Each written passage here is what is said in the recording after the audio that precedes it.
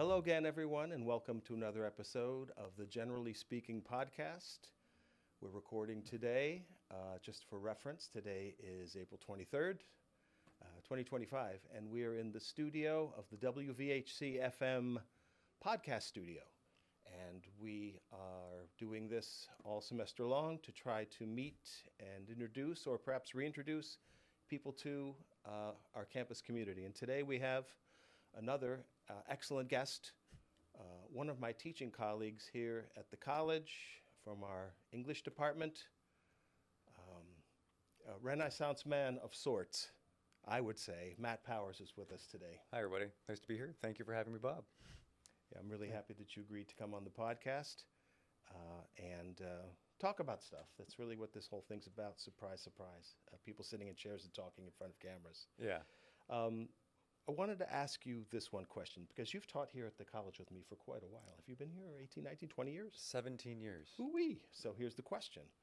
What's different now in 2025 than back when you started in 07? Yeah, 07, 08, yeah. Yeah. A lot, actually.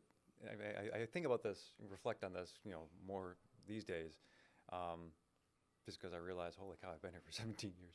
But in some ways, nothing has changed. Like, students are students. They show up, they're here, they're excited, mostly. Sometimes they come to class, sometimes they don't, all that kind of stuff. But I think what's different is how we engage with them in the classroom. And a lot of that is, for me, my own personal teaching.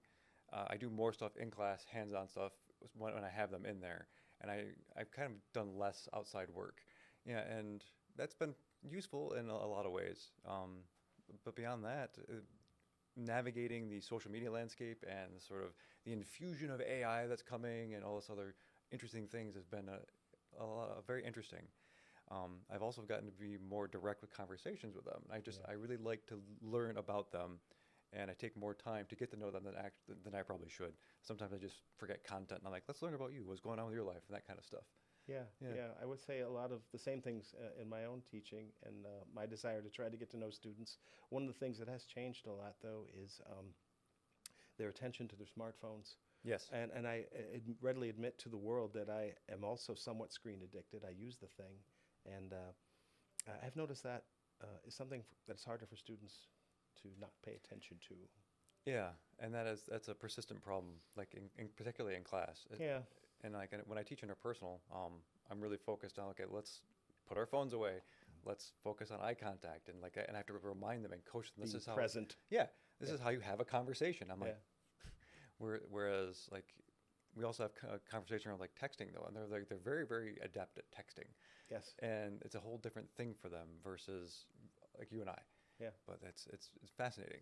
I'm teaching Intro to Human Communication right after your interpersonal class. We talk about a lot of the same things and how the things that have always been done in real life now are done to the phone. And I'm also teaching in mass media. They're probably tired of hearing me talk about screen addictions, but it's really a thing. Yeah. Not just our students, by the way. I freely admit.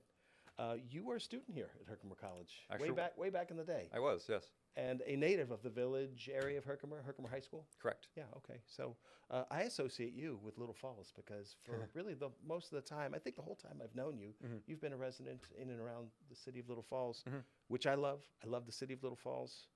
Talk about that a little bit and your involvement in the community and some of the things you like about Little Falls, or the stuff you're doing there.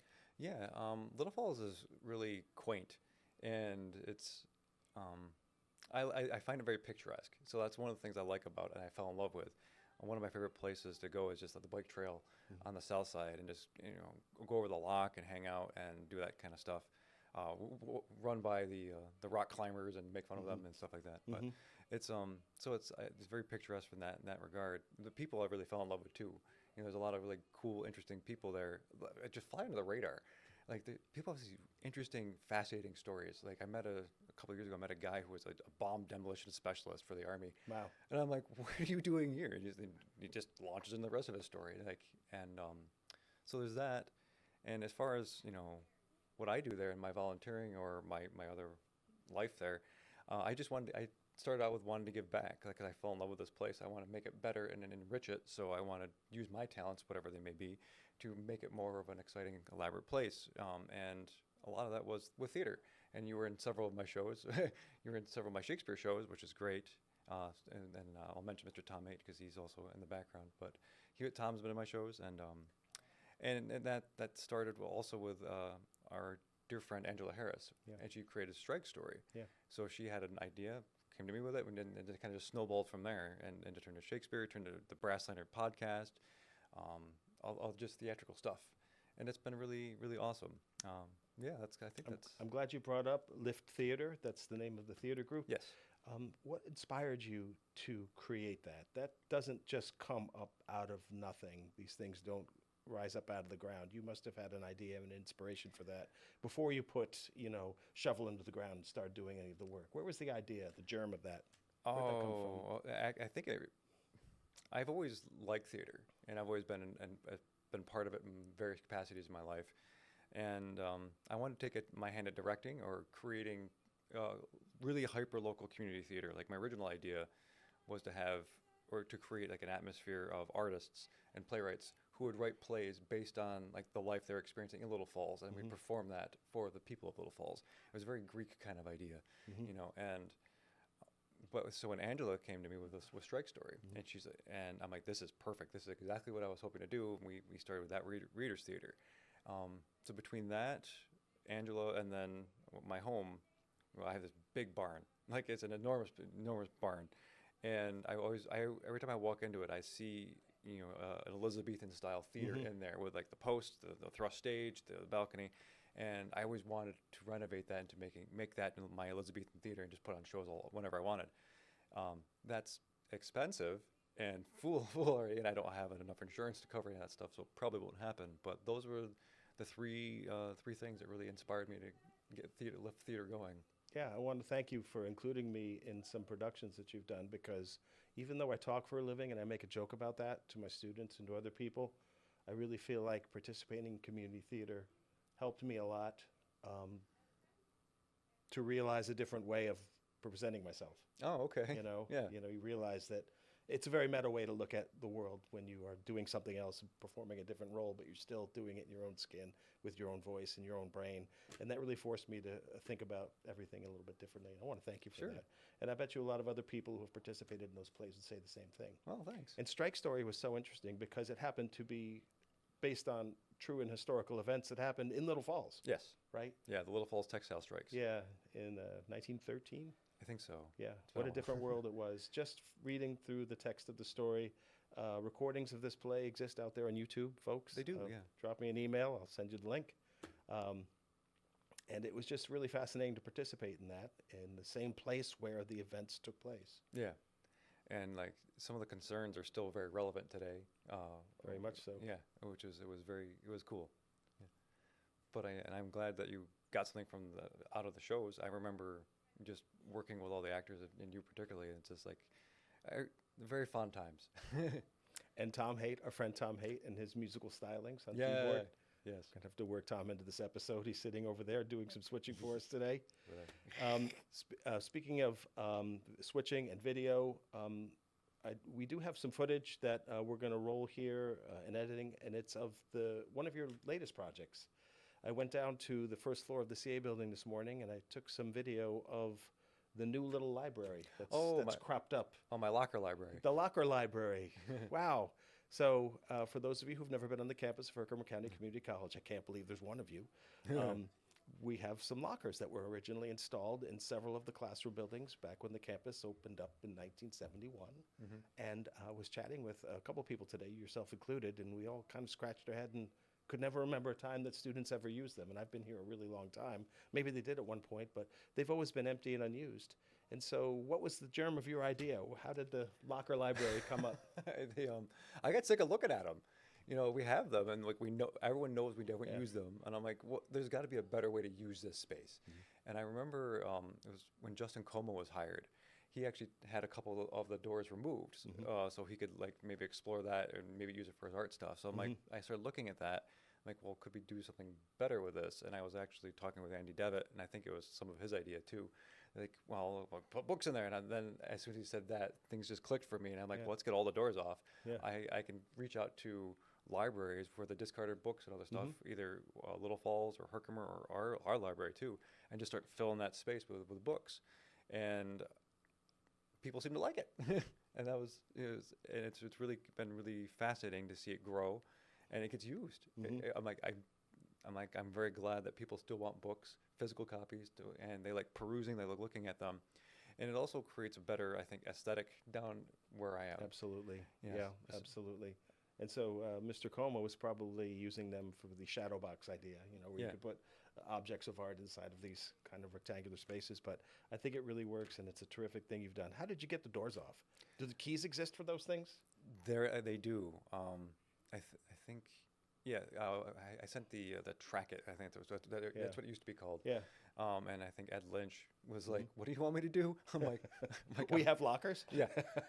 So he found the key, and then he unlocks them, and then he gets a drill and just drills out the not grommets. I forget it's something, a fastener in there, and then he just removes the door, and I think they stack them someplace, but that's how they do it. It's really interesting, and I think a great use of that space, and an inviting and warm space for students to come and hang out and pick up a book and read something. Yeah. Maybe something that doesn't come off a screen, which is something I like to encourage And it's whenever not- I possibly can. And it's now part of the tour. I like every time they bring tours around, like, this is the locker library. People are like, what? And they look at it, so I'm like, now it's a little talking You piece. do see these little libraries popping up around the landscape, Yeah. in towns and villages and along the side of road and other places. But this is our own little special little library, and I want to compliment you on that as well. Well, thanks. You mentioned AI a little bit earlier when we first came on Mm-hmm. as being one of the things that's changed, and I have it on my list of things to talk about because it seems like it comes up all the time now when we have meetings or presentations here at the college, and the college has